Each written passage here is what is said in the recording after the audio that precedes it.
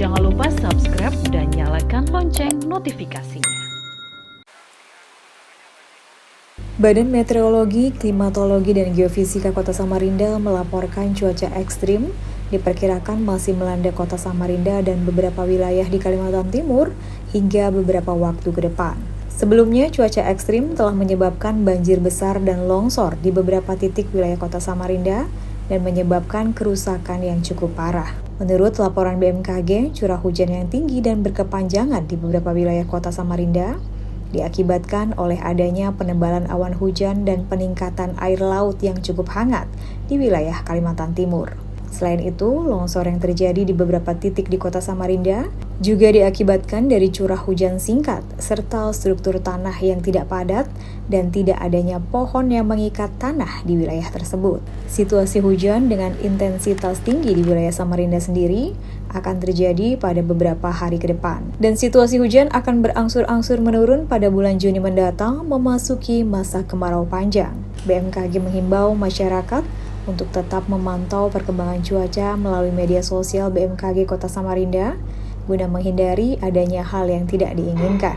Sebenarnya ada beberapa faktor ya kalau banjir, namun untuk sisi unsur cuacanya ini untuk beberapa hari ini memang mendukung untuk terbentuknya awan hujan seperti adanya MJO atau Madden Julian Ocean pada fase 5 di Kalimantan Timur, di mana kondisi ini mendukung untuk terbentuknya awan hujan.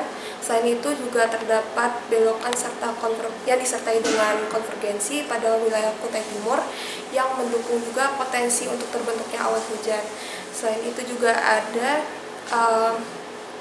suhu permukaan air laut yang cukup hangat di sekitar wilayah Kalimantan Timur, yaitu di sekitar -1 sampai dengan -2,8. Hal ini juga berpotensi untuk mendukung terbentuknya awan hujan. Untuk beberapa hari ke depan kemungkinan masih akan terjadi ada potensi curah hujan yang tinggi karena suhu permukaan laut yang cukup hangat masih berlangsung dan juga ada belokan angin dan konvergensi.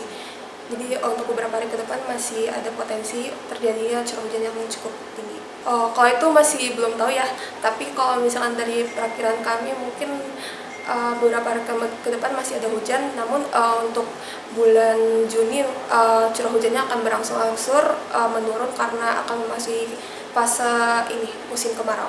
Ya itu mungkin karena ini ya curah hujan yang cukup tinggi pada waktu yang singkat sehingga tanahnya menjadi jenuh dan mungkin ada kurangnya pengolahan lahan sehingga terjadinya longsor. Nah itu beberapa bencana hidrometeorologi yang harus diwaspadai oleh masyarakat untuk terjadinya cuaca ekstrem ini.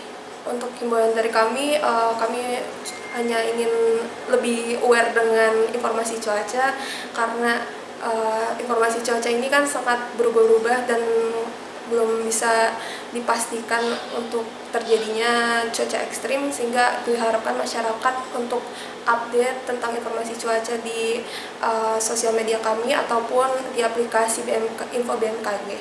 Masyarakat diharapkan mampu untuk tetap waspada dan mengantisipasi berbagai kemungkinan buruk yang kemungkinan bisa terjadi diakibatkan cuaca buruk beberapa hari ke depan. Demikian Hendrikus Gantur, PKTV Samarinda, mewartakan.